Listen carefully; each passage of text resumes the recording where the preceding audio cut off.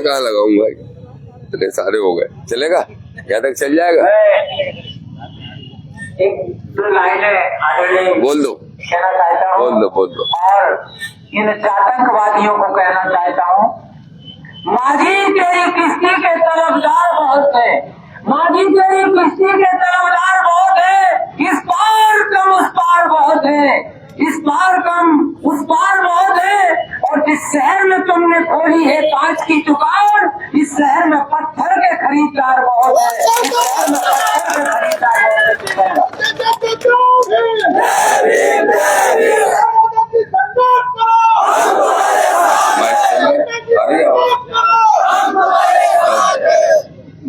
सम्मानीय साथियों, हमारे संकल्प यात्रा में नागपुर से चल रहे आडंबर पाखंड के खिलाफ इस प्रदेश में ही नहीं बल्कि पूरे देश में मुखर आवाज पूर्व विधायक सम्मानीय आर.डी. प्रजापति साहब, आजाद समाज पार्टी के फाउंडर मेंबर, पूर्व प्रदेश के अध्यक्ष सम्मानीय सुनील अस्ते साहब, भीम आर्मी के राष्ट्रीय अध्यक्ष जो बुरहानपुर से चल के हम सबके साथ नागपुर होते हुए यहाँ पहुंचे हैं, सम्मानीय दत्तू मेढ़े साहब, आजाद समाज पार्टी के प्रदेश के महासचिव और जिनको हम सब ने जिम्मा दे रखा है ग्वालियर हाईकोर्ट में बाबा साहब की स्टेच्यू लगवाने का, ऐसे वकील साहब, आदरणीय सिंह गौर साहब, आजाद समाज पार्टी के प्रदेश के दोनों उपाध्यक्ष जो दतिया से चल के यहाँ पहुंचे हैं, नासिर बख्श मंसूरी साहब, मेरे छोटे भाई और प्रदेश उपाध्यक्ष पार्टी में केशव साहब, भीम आर्मी के प्रदेश के उपाध्यक्ष राजकुमार प्रजापति साहब और बल बहादुर पाल साहब जो प्रदेश के महासचिव हैं आजाद समाज पार्टी के, अमोल रावत साहब जिनको मैंने भेजा था आप सबके साथियों के बीच में, प्रदेश के उपाध्यक्ष हैं पार्टी के, और साथी नेता हमारे जो बैठे हैं, एक तो बरैया जी के साथी, आप एक बार नाम बता देंगे, प्रभुदयाल जी,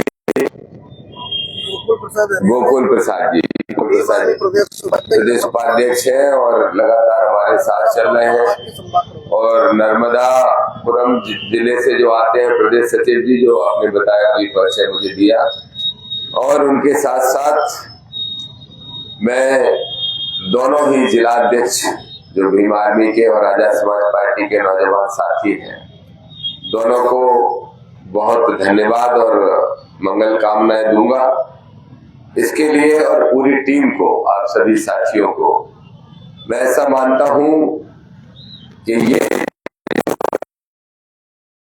कहते हैं कि ये काऊ बेल्ट है। काऊ बेल्ट का मतलब बोलते हैं कि यहाँ लोग राजनीति में सिर्फ धर्म के नाम पे निर्णय करते हैं, लेकिन मेरे सभी साथियों, क्रांतिकारी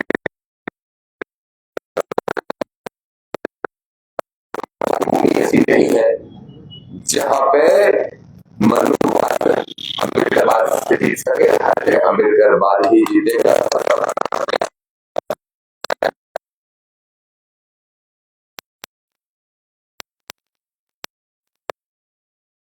अच्छा है, इस देश का संविधान ही इस देश की रीढ़ की हड्डी है। हाँ, ये बात सही है कि आज भारत के संविधान को खत्म करने का समय है। अगर कोई पत्रकार साथी हो तो इस बात पर विचार करना, किसी भी जाति के हो, किसी भी वर्ग के हो, कि आज देश के अंदर चल क्या रहा है। जिस भारत में मैंने जन्म लिया और जब होश संभाला तो शुरू से सुना है हिंदू मुस्लिम सिख ईसाई आपस में है भाई भाई। जब ये नारा सुनता था तो मैं तो हिंदू कुल में जन्मा, हमारे सरकारी रिकॉर्ड में भी आज भी हिंदू लिखा है, और मैं देख रहा हूं रास्ते में अस्ते जी से बात कर रहा था जब नागपुर से हम निकले तो मेरे ख्याल से मध्य प्रदेश में घुसते से ही देखा एक बोर्ड लगा था, हिंदू सम्मेलन चल रहे, हिंदू सम्मेलन चल रहे, विराट हिंदू सम्मेलन। जगह जगह गांव गांव में जगह जगह लाउड स्पीकर चल रहे हैं, और जैसा प्रजापति साहब ने कहा, विधायक जी ने, कह रहे हैं कि बटोगे तो कटोगे। तो दामोदर यादव मंडल पूछ रहा है, इस इटारसी में खड़े होके, जिसको आप नर्मदापुरम कहते हो, नर्मदा का बेल्ट कहते हो, दामोदर यादव पूछ रहा है, जरा बताओ जवाब दो मनुवादियों, कि हिंदुओं को बांटा किसने? किसने हिंदुओं को बांटा? जब दामोदर यादव जन्मा तो दामोदर यादव भी हिंदू, जब आदि प्रजापति जन्मे तो ये भी हिंदू। इस मंच पर बैठा हुआ एक भी व्यक्ति ऐसा नहीं होगा जिसने जन्म लिया तो वो हिंदू नहीं था। लेकिन फिर किसने मजबूर किया कि हम सोचे आखिर हिंदू धर्म की सच्चाई है क्या, हिंदू धर्म के असली ठेकेदार है कौन, और हिंदू धर्म में दलित की, पिछड़े की और आदिवासी की औकात है क्या, इसके लिए मजबूर किसने किया? अगर हिम्मत है तो जवाब दो कि क्यों ये नारा लगाना पड़ा, क्यों ये नारा लगाना पड़ा, क्यों ये नारा लगाना पड़ा कि बटोगे तो कटोगे। बांटने वाले लोगों, कोई बात नहीं, ऐसे डिस्टर्बेंस होते रहते हैं, छोड़ दो, जाने दो, बस उनसे कहो शांत खड़े रहे, इसी में भलाई है। चंबल के लोगों को गुस्सा ना दिलाए तो भला होगा। ना कोई हिंदूवादी गुस्सा दिलाए और ना कोई प्रशासन के लोग गुस्सा दिलाए। मैं देख रहा हूं ये सभा चल रही है, सुन ले, यहाँ का कलेक्टर और एसपी, नर्मदापुरम का कलेक्टर एसपी सुन ले, और यहाँ का डीएसपी और अधिकारी सुन ले। मैं जानता हूं कि तुम चप्पलें उठाते हो, सत्ताधारियों की अपने सिर पे रखते हो। मैं जानता हूं तुम्हारी औकात, मैं जानता हूं तुम्हारी हैसियत। मोहन यादव, तुम भी सुन लो, मोहन यादव, मनुवादी यादव, तुमको एक अम्बेडकरवादी यादव चुनौती देता है, अगर मुख्यमंत्री की कुर्सी आज कह रहे हो बटोगे तो कटोगे। चलो, हम नहीं बटते भाई, हमने हिंदू धर्म में जन्म लिया। दामोदर यादव, आदरणीय भाई चंद्रशेखर आजादी के भी हाथ में, आदरणीय भाई विनय हाथ में क्या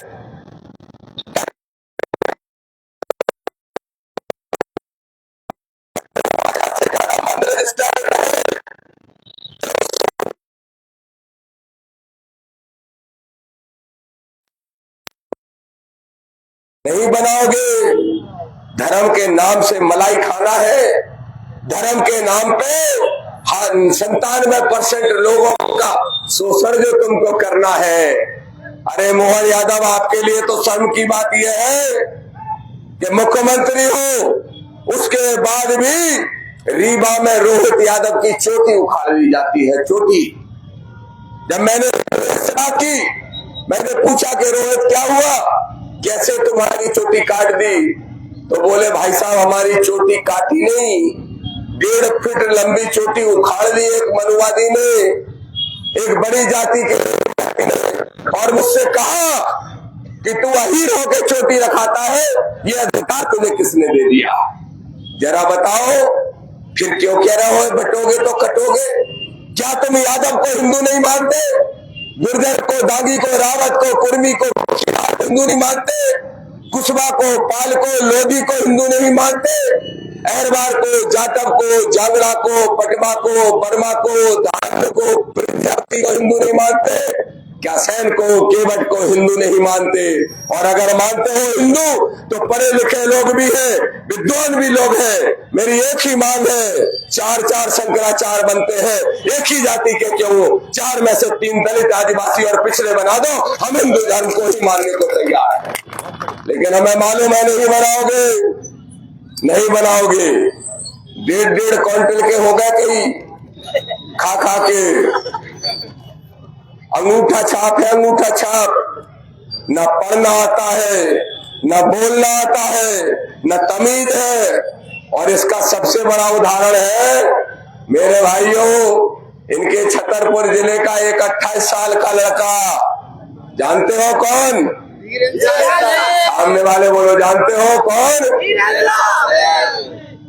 अब वो शास्त्री वास्त्री कुछ नहीं है, उसका नाम है धीरेन्द्र गर्ग। उसको बना दिया बागेश्वर धाम।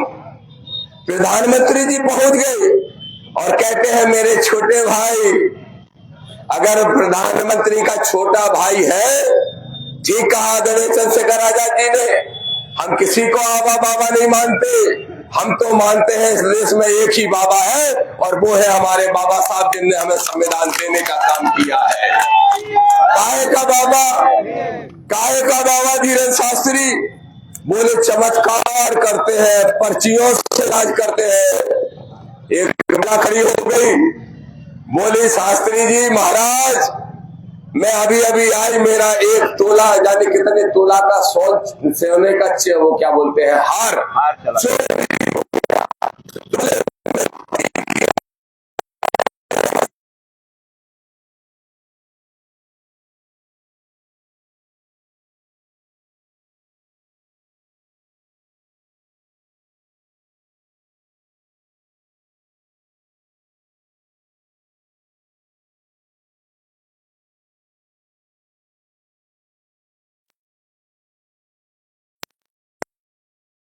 या तो तू पर्चियां निकालना नहीं जानता हो, अगर जानता है तो क्यों कहा?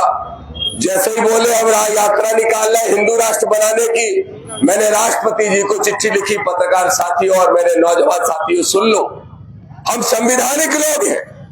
मैंने एक अपशब्द नहीं बोला था धीरेन्द्र के लिए, मैं किसी की भावनाओं को आहत नहीं करना चाहता था। मैंने कहा कि हिंदू राष्ट्र की मांग करना हमारे भारत के संविधान के खिलाफ है। ये देश सबका है, हर जाति का, हर वर्ग का, हर धर्म का। और इसके लिए जब हमने राष्ट्रपति जी को चिट्ठी लिखी तो धीरेन्द्र शास्त्री ने क्या कहा? धीरेन्द्र ने कहा वाह फलाने श्रीमान ने चिट्ठी लिख दी, उनका नंबर नहीं है, नहीं तो हम फोन पे ही ठटरी मार देते, फोन पे ही ठटरी मार देते। और साथ में कहा कि सुनो बेटा, हम ऐसे वैसे नहीं है, हम टेढ़े संत हैं, अगर तुमने हमको छेड़ा है तो हम तुमको छोड़ेंगे नहीं। तो मैंने कहा वे धीरेन्द्र शास्त्री नाम के नालायक, अगर तू इतनी ही पर्चियां निकालता है तो दामोदर यादव का नंबर ही नहीं निकाल सका, तो तू क्या पर्चियां निकालेगा? बताओ बात जायज है कि नहीं जायज है? जो दुनिया का इलाज करता हो वो दामोदर यादव का नंबर भी नहीं निकाल पाया पर्ची से। और अगर नंबर नहीं निकाल पाया तो फिर आगे सुन लो, हमने जब प्रेस कॉन्फ्रेंस की तो उसके बाद बोले कि भैया हमारी उनकी कोई बुराई नहीं है, हम तो उनको गले लगाएंगे, वो हमारे आश्रम पे आ जाए। तो मैंने भी कहा धीरेन्द्र शास्त्री, तुम गैर संवैधानिक यात्रा बंद कर दो, तुम गैर संवैधानिक मांगे बंद कर दो, तो हमारी भी तुम्हारी कोई बुराई नहीं। लेकिन आज फिर बोल पड़ा धीरेन्द्र शास्त्री, क्या कह रहे हैं? यूजीसी पे बोल रहे हैं, यूजीसी पे। एक कुमार विश्वास है वो बोले और एक धीरेन्द्र शास्त्री बोले। अब यूजीसी पे बोल रहे हैं, देखो भाइयों, अगर देसी भाषा में समझाऊं, यूजीसी के जो नए नियम आए हैं, कोई भी शैक्षणिक संस्थान होते हैं, कॉलेजेस होते हैं, यूनिवर्सिटी होती है, जिसमें एक दलित का बच्चा अगर पढ़ता है, पिछड़े का बच्चा पढ़ता है, तो उसकी जाति, उसका सरनेम देख के उसको कम नंबर दिए जाते हैं, उसके साथ रोज भेदभाव किया जाता है। आपको याद होगा आज से 10 साल पुरानी, 8 साल पुरानी घटना है, मेरे ख्याल से 2018 की है, रोहित वेमुला 2017 की। रोहित वेमुला एक होनहार छात्र को सुसाइड करनी पड़ी थी सिर्फ जातिगत भेदभाव के कारण। और जब आज नियमों में सख्ती लाई गई तो आज धीरेन्द्र शास्त्री कह रहे नहीं नहीं, ना अगड़ा हो ना पिछड़ा हो, हम सब एक हो क्योंकि हम सब हिंदू हैं। कुमार विश्वास भी कह रहा है कि नहीं नहीं, ये नियमों में परिवर्तन मत करो। तो दामोदर यादव कह रहा है मनुवादियों, जितनी ताकत लगाना है लगा लो। दामोदर यादव ही नहीं, दामोदर मंडल ही नहीं, सुनील नस्ते, राय सिंह बौद्ध, मंसूरी जी, केशव यादव और दत्तू मेरे जी, हमारे विधायक जी, और यहाँ पे बैठा एक एक आदमी ये घोषणा करता है चंद्रशेखर आजाद जी की तरफ से। मैं घोषणा करता हूँ कि हम यूजीसी बिल के सपोर्ट में हैं। और अगर यूजीसी बिल में आपने वापस किया, कोई नियम परिवर्तन किए तो फिर हम घोषणा करते हैं, तो फिर आर्थिक आधार पर मिला हुआ आरक्षण भी वापस होना चाहिए। नहीं तो हिम्मत है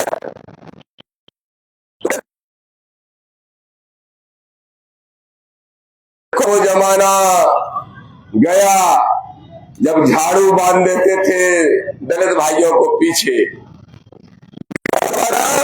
जब गले में क्या टांग देते थे, हांडी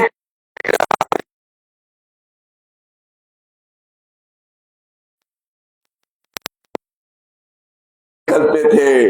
सुनो, अब जूते चप्पल हाथ में लेके नहीं निकलेंगे, और अगर तुमने ये उम्मीद की तो वो जो जूता चप्पल हम पहनते हैं उनको मारना भी जानते हैं, इतना ध्यान रखना। बनाना जानते हैं वो तो ठीक है, हमने और आगे की बात कह दी। तो इसलिए मेरे साथियों, मैं फिर कह रहा हूं, ये देश संविधान से चलता था और संविधान से ही चलेगा। लोग कह रहे हैं मनु विधान से चलाएंगे। कौन सा मनु विधान? वो मनु विधान जो बल व्यवस्था की सोच रखते हुए हमको, आपको, सबको शूद्र बताते हुए इस देश के 90% लोगों को जानवर की जिंदगी देना चाहता है।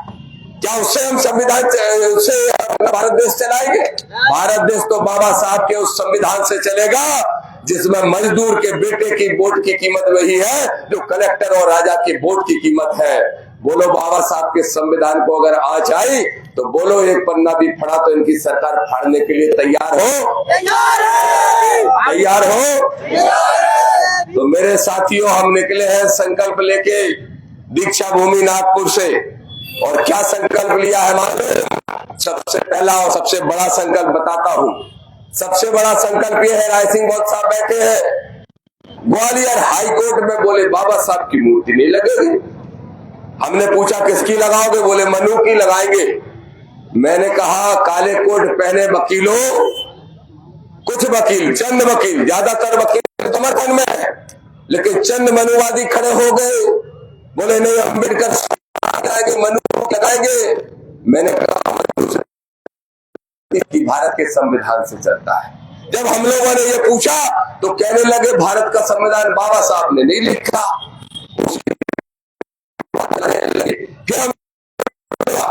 हमारे साथियों ने उन वकीलों को जेल भिजवाने का काम किया।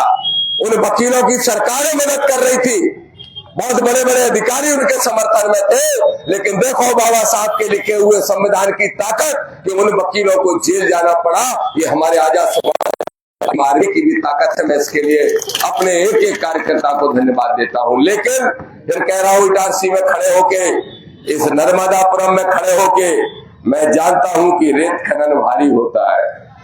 मैं जानता हूं यहाँ आए हुए कलेक्टर, एसपी कैसी पोस्टिंग लेके आते हैं।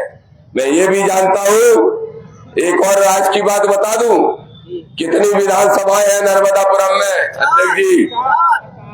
मुझे मालूम है 4 विधायक एक ही पार्टी के हैं। पता है आप लोगों को? एक ही पार्टी के हैं, भाजपा के। ऐसा उनको तुर्रम खा मत समझो। वो 4 विधायक मिलके भी कुछ कहते हैं तो भी मुख्यमंत्री नहीं सुनता। ये है इनकी हैसियत तुम्हारे विधायकों की। और अगर मैं गलत कह रहा हूं तो इसी जिले के एक वरिष्ठ अधिकारी को हटाने के लिए 4 विधायक मुख्यमंत्री लिख दिया है।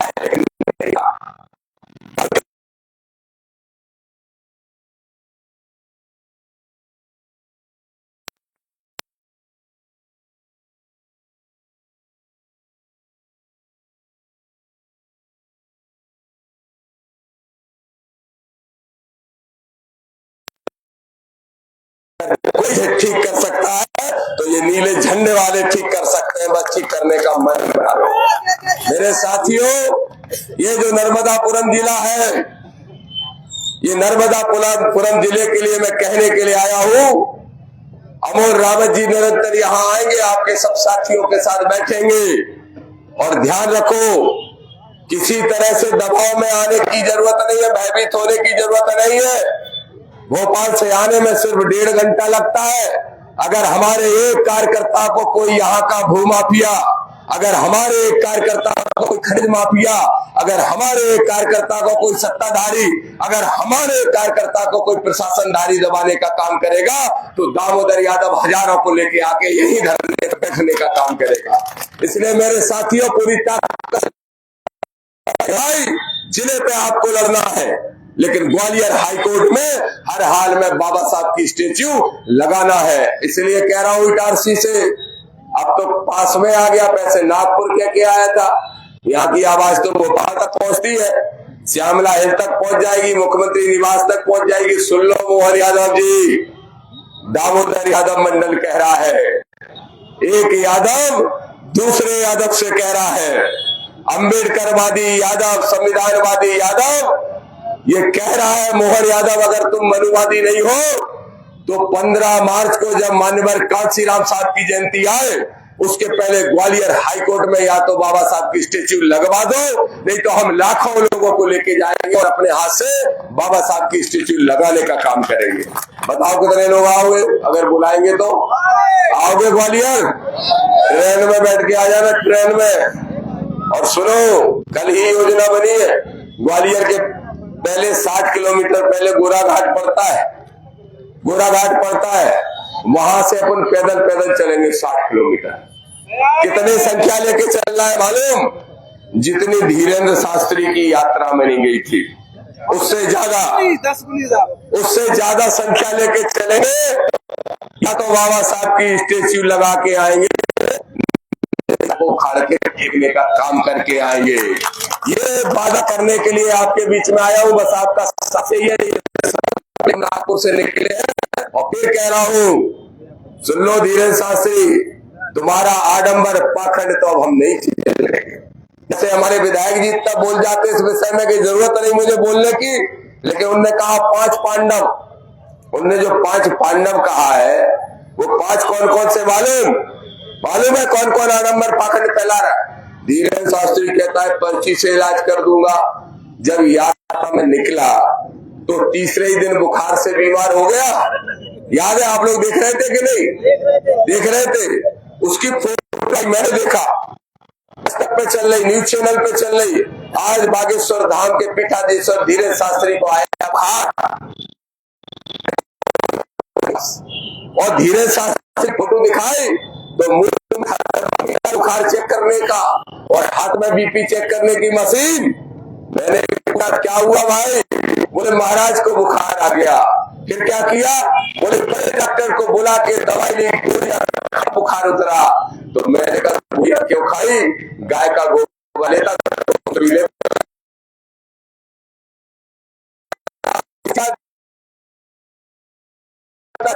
तो मैं कह रहा हूं खुद का इलाज डॉक्टरों से कराने वाला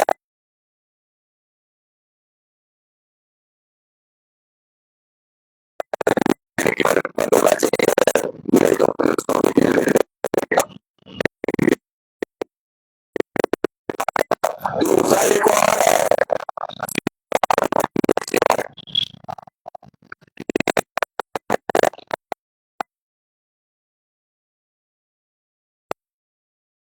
दुकानें सजी हैं गंगा आडम्बर पाखंड की, सब जानते हैं, लेकिन सोचते हैं बोले कौन इनसे ले, कौन बुराई ले, कहीं पागल हिंदू धर्म के अंधविश्वासी ना आ जाए। अरे मैं भी तो हिंदू हूँ, कहते हो ना हिंदू, कहते हैं कृष्ण वंशज कहते हैं कि नहीं? लेकिन मैं गर्व से कहता हूँ मैं ललय सिंह यादव का वंशज हूँ, ललय सिंह यादव का वंशज हूँ। और गर्व से कहता हूँ शरद यादव का वंशज हूँ, गर्व से कहता हूँ बीपी मंडल का वंशज हूँ जिन्होंने पिछड़ों को आरक्षण देने की सिफारिश। गर्व से कहता हूँ अंबेडकरवादी संविधानवादी हूँ, और गर्व से कहता हूँ कि मनवादी मोहन यादव को कुर्सी से उखाड़ के फेंकने सबकी मदद से। तो एक पांडव बोला, मालूम क्या बोला? अरे मेरी माताओं बहनों, सबसे ज्यादा माता बहनों को ही मूर्ख बनाने की कोशिश करते हैं। बैठी रहती है 80-90 तो बोलते हैं अगर तुम्हारा बच्चा 12 महीने भी ना पढ़े, शंकर जी पे चढ़ाया है सो ही पास हो जाएगा। कई माता बहनों ने पढ़ाई पे ध्यान नहीं दिया, सबके बच्चे लेकिन सबके उनके हुए सो हुए, वो प्रदीप मिश्रा का खुद का बच्चा फेल हो गया। अब दामोदर पूछ रहा है, प्रदीप जवाब दो। आजकल डरे हुए हैं हमसे। वो कह रहे जब इन्हें धीरेन्द्र शास्त्री की बोलती बंद कर दी तो ये तोप का मुंह हमारे हो जाए। तो एक दिन प्रदीप मिश्रा से पूछ दामोदर जी आप पे आरोप लगा रहे, हाथ जोड़ लिए, हंस के चले गए, बोल नहीं रहे। अब मैं पूछ रहा हूं प्रदीप, इस बात का जवाब दो, क्या तो तुम्हारा बच्चा बेलपत्र नहीं चढ़ाता था?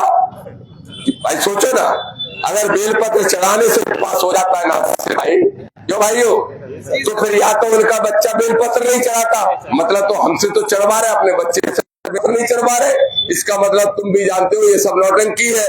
और अगर तुम्हारा बच्चा बेलपत्र चढ़ाता था फिर भी फेल हो गया तो फिर तुम हम सबको मूर्ख बना रहे, बेलपत्र चढ़ाने से कोई पास नहीं होता।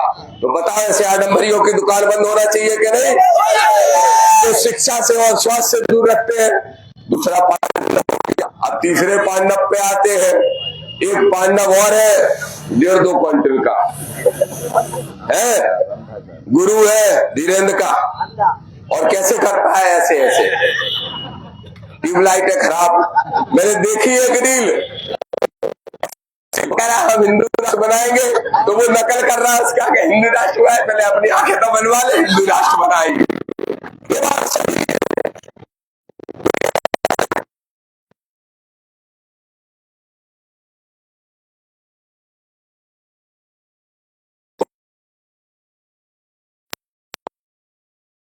दिन से मैंने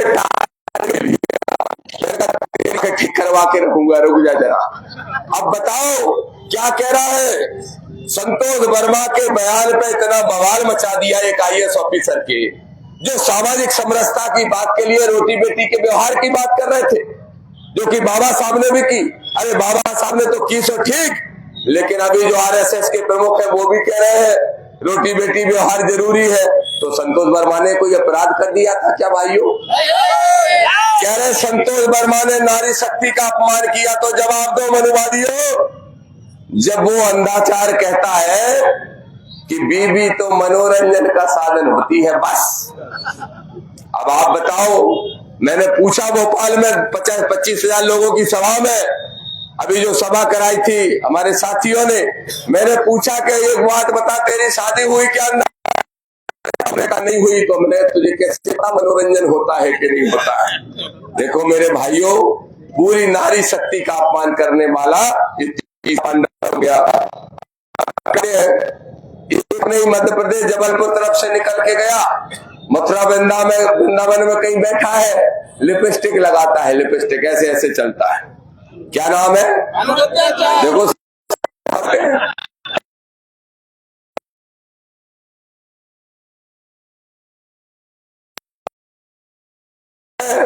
चीफ जस्टिस ऑफ इंडिया के लिए कि छाती फाड़ देते उस चीफ जस्टिस ऑफ इंडिया की, जिसने एक धर्म के ऊपर सवाल खड़ा कर दिया। बताइए, वो कहता है कि 25 साल तक अगर लड़कियां शादी नहीं करती तो 4 जगह मुंह मार के आती हैं। इसमें महिलाओं का अपमान नहीं है क्या? है अपमान। तो चौथा पांडव वो है। एक 5वां और आया मार्केट में, बहुत नालायक है, नंबर 1 का। तुम लोग तो सब जानते हो यार, तुम सुन काहे को रहे हो? सुनना है तो अब जो आया है नया मार्केट में, जो फर्जी ठाकुर लिखता है अपने आप को, ठाकुर वाकुर नहीं है, नाम क्या है उसका विधायक जी? असली देवकीनंदन शर्मा। देवकीनंदन शर्मा है, ठाकुर लिखता है। कुछ ठाकुरों को लगा कि अरे ये ठाकुर जाति का है, बाद में पता चला नहीं शर्मा जी है। तो देवकीनंदन मालूम क्या कह रहा? पहले तो कह रहा है कि राष्ट्रपति का जो पद है, जो राष्ट्रपति की कुर्सी है, वो आरक्षित कर दो शंकराचार्य के लिए। वाह! कौन से शंकराचार्यों के लिए? जिनको कोई ज्ञान नहीं, फ्री का माल खाने की आदत है, बोले उनके लिए सीट आरक्षित कर दो। जब तक कोई ना कोई 4 में से एक शंकराचार्य राष्ट्रपति बने। मैंने कहा दूसरे कहां जाएंगे? इस देश में करोड़ों की संख्या में बुद्ध रहते हैं, मुस्लिम रहते हैं, जैन रहते हैं, सिख रहते हैं, ईसाई रहते हैं, और असली हिंदू, तुम नकली हिंदू हो। अगर असली हिंदू की बात करोगे, मैं तो आज दामोदर एक बड़ी बात यहां से कह रहा है। जिस हिंदुत्व को मैंने समझा था या मुझे मेरे माँ बाप ने या दादा ने समझाया था, उनमें तो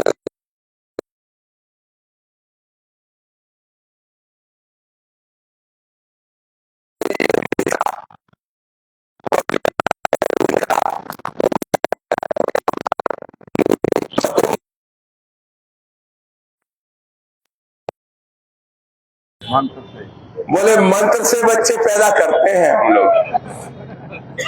बोले हमें जंगल में रहते थे, समय नहीं मिलता था घर जाने का, तो बोले जो सक्षम नहीं होते, जो बुद्धिमान नहीं होते, जो शूद्र होते हैं एक तरह से, उनको शारीरिक संबंध से बच्चे पैदा करने पड़ते हैं। बोले हम तो मंत्रों से बच्चे पैदा कर लेते हैं। तो मैंने पूछा, भाई ऐसा तो कोई विज्ञान नहीं है कि मंत्र से पैदा हो जाए। इसका मतलब यह है कि वो जो देवकी नंदन है वो भी मंत्र के बहाने से कहीं और गया। समझ गए कि नहीं समझ गए? बस इससे ज्यादा नहीं बोल सकता।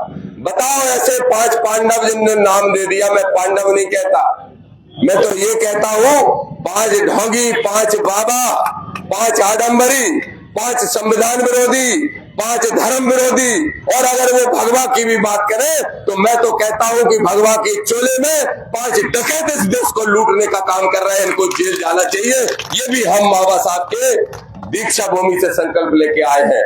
मध्य प्रदेश को आडम्बर पाखंड की धरती नहीं बनने देंगे। और मोहन यादव, जरा सोच के देखो, एक योगी मुख्यमंत्री है उत्तर प्रदेश के अंदर, बीजेपी के ही है। सोचना मेरे भाइयों, योगी जी काहे के मुख्यमंत्री है, बीजेपी से है, लेकिन जाति कौन सी है पता है? जोर से बोलो, ठाकुर। तो शूद्र तो नहीं हुए, शूद्र में तो नहीं आते। अब योगी की सरकार में, योगी के राज्य में किसी की औकात नहीं कि कोई ठाकुर की तरफ उंगली तो क्या आंख भी उठा के देख ले। कहा? उत्तर प्रदेश के अंदर योगी ने अपनी जाति के लोगों को इतना सपोर्ट किया। अब मोहन यादव जी आप जवाब दे दो। मोहन यादव मुख्यमंत्री बने और रीवा में रोहित यादव की चोटी उखाड़ दी गई। चोटी उखाड़ दी, एंटीना उखाड़ दिया गया। और क्यों उखाड़ दिया गया? और बोले कुछ मोहन यादव क्यों नहीं बोले? बताओ किस जाति के हैं, किस में आएंगे? अरे वर्ण व्यवस्था के हिसाब से बताओ, मनुस्मृति के हिसाब से बताओ। तो एक शूद्र को अगर ये मुख्यमंत्री भी बना देते हैं, प्रधानमंत्री भी बना देते हैं, तो उसकी हैसियत ये रहती है कि अपनी ही जाति के लोगों की चोटियां उखड़वाने के बाद भी चुप बैठा रहता है। तो बताओ ऐसे गूंगे मुख्यमंत्री प्रधानमंत्री अपने वर्ग के चाहिए क्या? चंद्रशेखर जैसा आदमी जब देश का प्रधानमंत्री बनेगा, इस मध्य प्रदेश का मुख्यमंत्री मोहन यादव को उठा के हमारे भाइयों में से कोई जब बनेगा, तब मध्य प्रदेश बाबा साहब की भूमि, संविधान की भूमि बनेगी। ये शपथ लेके आए हैं कि जब तक ग्वालियर हाई कोर्ट के अंदर बाबा साहब की स्टेच्यू नहीं लगा देते, जब तक मध्य प्रदेश से आडम्बर पाखंड को उखाड़ के संविधान की धरती नहीं बना देते, तब तक लौट के घर नहीं जाएंगे। ये संघर्ष जारी रहेगा, ये कहने के लिए आए हैं। मेरे भाइयों, लड़ाई बहुत बड़ी है क्योंकि सदियों पुरानी है, सदियों पुरानी। हमारे पुरखों ने गुलामी कर ली, क्या आप भी गुलामी करना चाहते हैं? अगर आपने आज भी गुलामी स्वीकार कर ली, और मैं सबसे कह रहा हूं जो दूर दूर तक खड़े हैं, जो हमारी पार्टी संगठन के भी नहीं है, उनसे भी कह रहा हूं, अगर संविधान नहीं बचे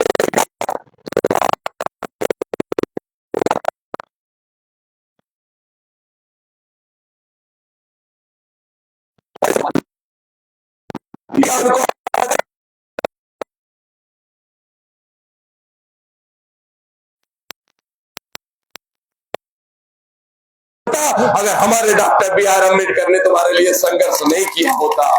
इसलिए बाबा साहब को जाति के चश्मे से देखना बंद करो। ये मानो कि इस देश का अगर कोई अमूल धरोहर है, अगर इस देश का कोई रत्न है जिसको पूरी दुनिया ने रत्न माना, तो वो हमारे बाबा साहब अम्बेडकर है। और बाबा साहब का जो सम्मान नहीं करेगा, जो बाबा साहब के पोस्टर जलाएगा, उसको जेल भेज दे मोहन यादव। नहीं तो फिर हम रेल में भेजने का काम उसको करेंगे। मजबूर मत करो हमारे बहुजनों को, बस ये कहने के लिए आया हूँ। मेरे साथियों, मेरे साथ जोर से नारा लगाना, जय जय जय जय जय भीम। और लगाओ, देखना कहाँ तक कितने फेफड़े कितने चल रहे हैं तुम्हारे। देखे, जय जय जय जय जय भीम।